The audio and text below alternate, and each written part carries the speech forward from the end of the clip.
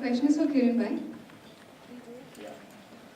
Kiran Bhai, you had mentioned that the students from Karigar Shala, so they go out in the field and and then they start working. So you have they have set up their own companies and they go out.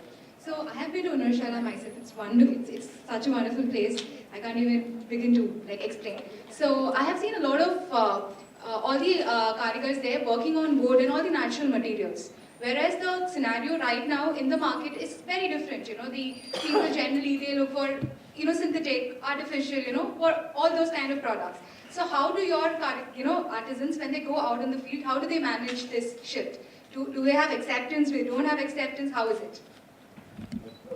First batch of a carpentry, the student decided to go and work in the market because they didn't learn how to fix sunmica and the veneer board and the plyboard. They have been considered the lower. With the two students that happened, and that's why they have been paid much lower price, no, much lower wages rather. And out of that first batch of a 10 student, one student has taken a totally different stand and he didn't come back to the Ozari. He said, I will learn myself by using plywood and I'm interested in plywood furniture and all that. And I will work on that. So this is just, but again it was a wood versus processed wood. What we really are looking at, that when one's economical section, that the children is a child laborer, that's economic condition of that family, and they become an entrepreneur. If I look at myself, I found I'm not there to think like that. But there are possibilities. Like in Sir's lecture, we can create small products that do not require any major investment. And we have enough waste around. We are expert in creating a waste. Yesterday, one professor from Indian Institute of Science, we are ready. He has given us a lecture on sustainability to our team. What he said that every per capita India is consuming 2,000 kg of a construction material per year. Yeah, it's a huge. And on the counterpart, to produce this, they are producing 4 ton of waste. So if we use that waste, then we are lowering impact on our environment. So in our school, this debate is going on with the masters, and because those masters who has faced this life, he has been passed through such experience. They always say our children should learn this, but we are restricting to this, but opening up a new other avenues for them, and we hope that it will work. But in Ozari, Ozari experience gives us lots of confidence. 20 lakh rupees of work in 1 year. There are 9 students working on that partnership firm. It seems quite promising that now even the professionals and the world is looking at the new solution. We give a credit to the market. Okay, now there are market of such things. So, and we are not hundreds and thousands and lakhs of karigars that we are able to produce. It's just 10 carpenter and 10 masons per year. That's our capacity. At the most now, from next year, we have probably increase this 20 to the 40 or something. So we can have create that market of this kind of material in the market. So my question is for you. I'm an interior designer practicing in Delhi with a keen interest in traditional crafts. And there's a constant endeavor to use the traditional craft in interior spaces. But the problem is when you decide, like probably you decide to use a stone jari as a spatial element in a space. Now, where to find a craftsman to be able to do that kind of a job for you? You go out hunting at Delhi Haat or Crafts Museum, ke, koi aap aisa kar doge, and they're more than eager to do that kind of a task for you, but you're not sure whether they'll be able to execute the job to the level that you want to do it or not. In your presentation, you had mentioned that you are slowly developing a library wherein a list of the craftsmen will be available who are working in the field of stone, metal, things like that. So how do we access that kind of an information to be able to use it in interior spaces? Well, I think the problems you mentioned, I'd also mention them as the challenges. And to gap that, or to bridge that gap, we are now embarked on the directory. I don't know what will be the final outcome of it. It could either be a web-based resource where you can download, or it could even be a published directory. I'm not sure, but we are still working on it. And however, like being in Delhi, you're a bit blessed because all the resources are available there. You mentioned Delhi, there's a lot of jali work happening in Aga Khan and other places. So there's already a kind of an informal set of resource we have. So a lot of people come to us, so we guide them to that particular person. I mean, this is person to person, but this directory would be more of a formal system in place. Also, I mean, since I got the mic. I also like to say something on Ahmedabad. The idea of a school, that's just 3 years old program that we are running.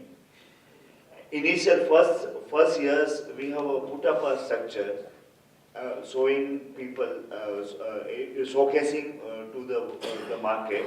Okay, if we are using traditional skill and still we can create a contemporary build space. And one time of our junction, lots of demands appears that we were not able to deliver. That's why the entrepreneur training program and the school idea emerged. There are in the society, there are enough unemployment or direction less young people are there, is available. If we divert them into this movement, then it's a win-win situation. It's a win-win situation. But it is for such stand, you have to have a very long-term vision. This is just a beginning. Our dream is to make a craft university. Yeah. But I don't know whether that will be realized in this lifetime or maybe the next. It can be sold to the next generation. Yeah. या बताइए कि कहाँ करना है, कब आना है, हम आके कर देंगे. That is where the problem lies. Like we really need a directory to be able to use the skills and the material that are available. मेरे ख्याल से जो क्वालिटी है ना, जो प्रोफेशनल्स जो समझते हैं कि my role is to just say, it's not right. I also equally engage to produce this quality and understand why that quality is not coming. And you design something what the production skill is available. Yeah, that is also another way to look at it. I'm not criticizing you. This is the way the world is working. Yeah, and something actually is a circular game. Somebody is putting pressure on us, and we are putting a pressure on somebody, and somebody is putting a pressure on somebody, and everybody living in an illusion that something will turn up in one fine morning. I think some working math. I think we should learn from West. Those who are giving an instruction, most of them, they know how to do it. Yeah, they know how to do it. High speaker, I will order all audience to give a big clap for the excellent presentation. So all the 5 people, please continue. Because I feel that you should deserve this. Now my question is to the first person and Professor Rao. I have heard the lecture. On the international market to remain on the permanently, is there any norms to get the ISO certificate? This question coming to Hunarshala, because we are dealing with so many technologies and now our clientele is also crossing the boundaries of our nation and going further above. But in what we learned so far, if you are your passion is to produce the best out of you, the other certification is not required. Our team in Abu Dhabi went for only one work. They've been sold one by one 5 years, and आज की तारीख में भी उसके visa जो है वो cancel नहीं कर रहे हैं। हम सामने से कह रहे हैं कि 150 people we cannot take guarantee, please cancel the visa, आपके वीजा हम कैंसिल नहीं करेंगे। I think this is also a kind of a certificate.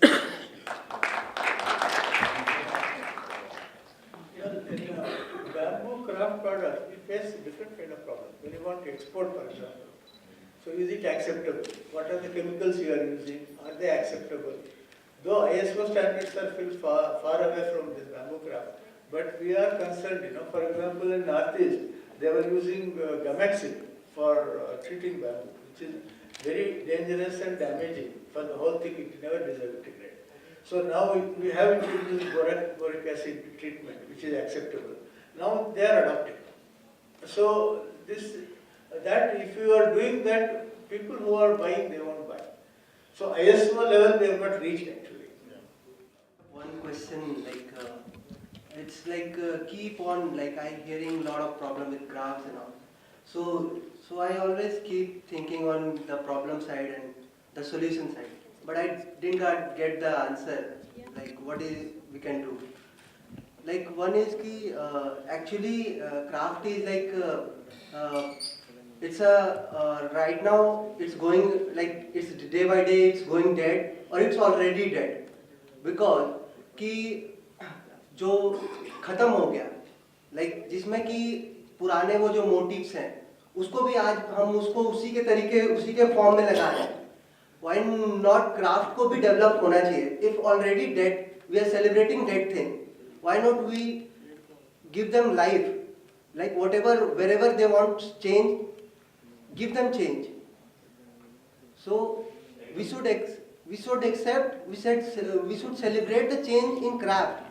But this is not right now happening. It's already dead. So I think that becomes responsibility of everybody sitting here to take that dead thing and make it alive. But the problem is the change is people are bachao, but No. So I don't think so. it would be a craft like those Swiss handmade cloths. Let's look at like this, See the crafts, some have great skills and some will get preserved in small quantities. They will not vanish because they will become more valuable. But our problem is when you want numbers, that is where the social systems are coming. Your education is coming, which is actually spoiling the craft in some sense. See, where the children were learning from the parents, now when they go to school, they don't learn that. They don't even respect. So that damage is bigger than technology and other things. See, even though we say we'll preserve, so who will do it? Their children, will they take it up or not? I have seen with, this, earthenware, one person in Konkan, he has been making the chulas and very interesting things, But he has educated his sons to become engineers. So now they are not going to do that. Now, who will take over this? Paramparaa se kya hota tha? They used to give to their kids. Okay. Now he will not give to his kid because he is already engineer. But there are people who require that in the village who will take over. But there is no mechanism to give that. You see, he will not give the secrets, everything easily. We have to make him a teacher, convince, create a platform. Otherwise, father to son it used to go. You know? But no, son doesn't need. He has already gone into another, zone.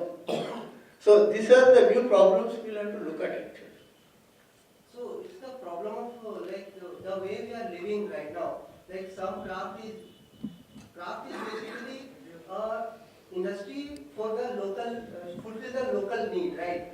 But अभी people everybody like एक Chanderi is the craft. अगर हर एक bride अगर पूरे all over world की bride बोलेगी कि चंदेरी कुछ चाहिए कुछ है, तो it's not possible only. So local challenge के लिए local need के लिए craft बना है. So उसको मास मार्केट के लिए बनाना क्यों है? क्या होता है बैम्बू क्राफ्ट देखो ना, see people who are making baskets now they are not ready to pay more. You see village में they don't want to pay more for the craft, they will buy the baskets, but this man's life is still there. See, his bamboo raw materials increased, everything has increased, his school education of children has increased, but people are not ready to pay more for that.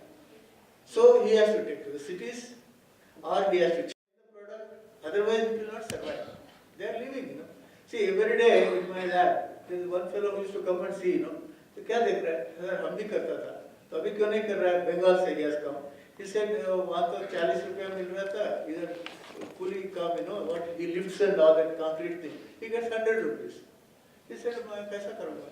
So this is something which we have to realize. We have to reposition crafts. Some crafts, not for all maybe, I have some more, we have some more questions, I think one behind and one there. Quickly wrap up the session after this. Good evening, sir. I had a question actually that when the crafts are made by hand, they have a different skill in them. I mean, it is seen from them that it has been made by hand.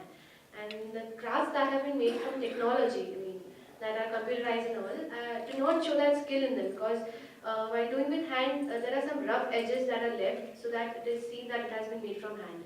But what about the technology thing? Does that differ from it? Or, because many people around the world, they pay for the craft because they want it to be handmade rather than computerized made. So, does that cause a difference? This is an interesting question because handmade, if it is crude, it will not have a value. But where there is inherent, like khadi that you take, there is inherent unevenness, which is very rich. So it will have a value. But bamboo thing, suppose you cannot make even roughly bana diya, nobody will buy.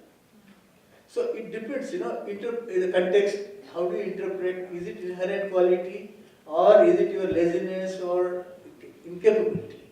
See, incapability will not be respected and valued. Whereas inherent, these things will be valued.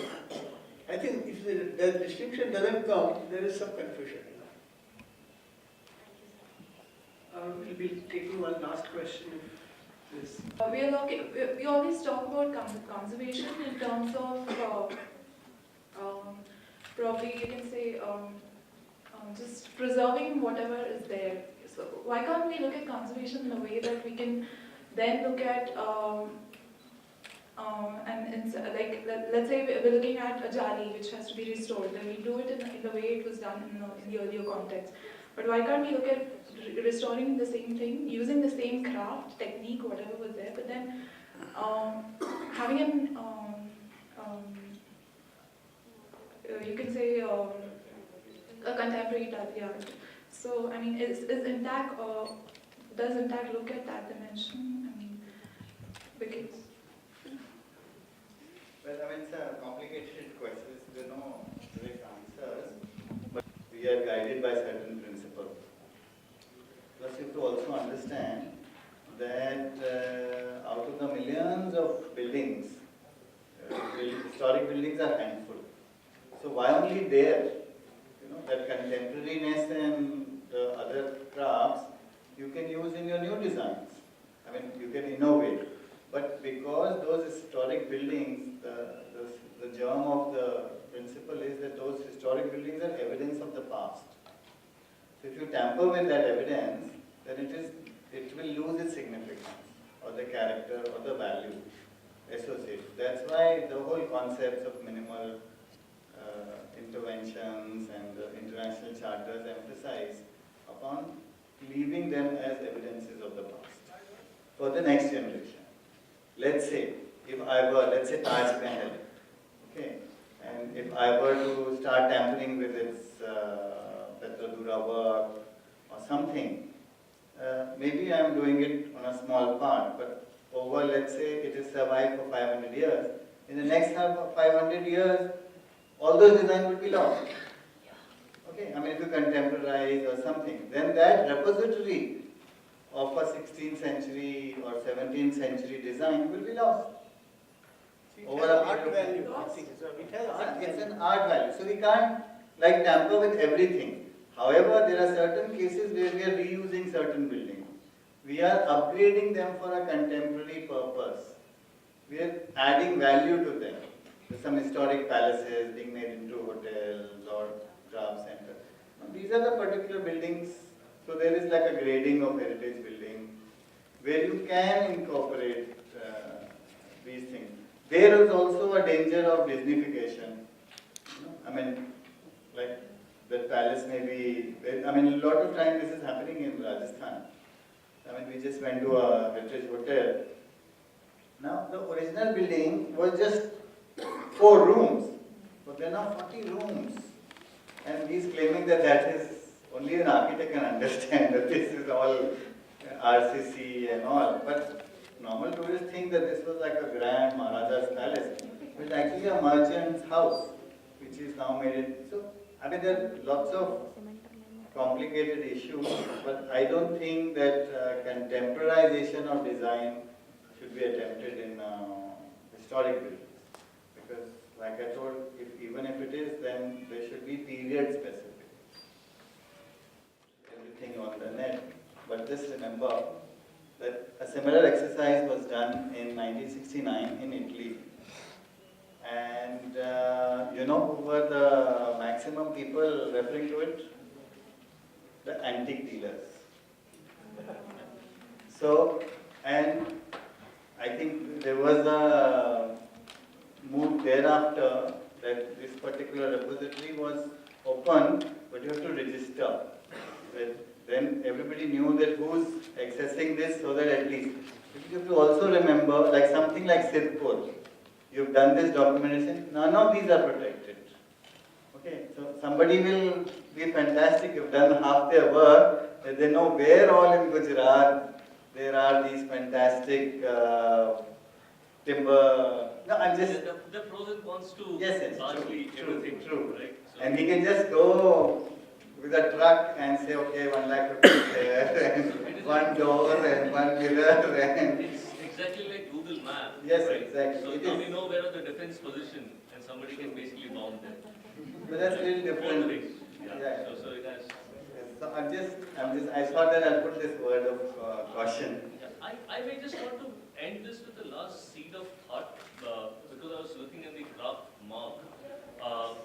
The craft mark, can people hear? Yeah. The craft Elizabeth, mark can you pass the mic, please? is largely related to the products, right? What do you mean? The craft mark is largely related to the products. Now, when you look at crafts, it is in 2 sectors basically, the service-based and a product-based. Within the buildings sector, it is largely service-based. And I was trying to figure out that how do you really have to look at, and we say a building, and there are possibly 200 craftspeople who have been employed into making those buildings. How do we really market? How do we really upgrade the value of it? It's a question, it's a seed of thought, but I think one can really ponder upon where, this idea of mark can be taken back to architecture or interiors. With this, we come to an end of this seminar. On behalf of all the team members, I would like to thank the entire team of Garvi Gurjari National Craft Fair and Summit for giving this opportunity to conduct and organize this seminar, especially in Dexy, Government of Gujarat. I would also like to extend my thanks to the team at JPE Expo for helping us with the entire seminar. I wish to express my gratitude to our speakers for sharing their profound knowledge and experiences with us. Hearing from such experts is always inspirational. We are thankful to you for sparing time from your hectic schedules and being here with us. Thank you everyone for being here with us today. I'm sure that we have all gained immensely from today's session. Last but not the least, I thank all my team members. Jay, this couldn't have been possible if you weren't there. Rajdeep and Mitruja, you have been a constant support.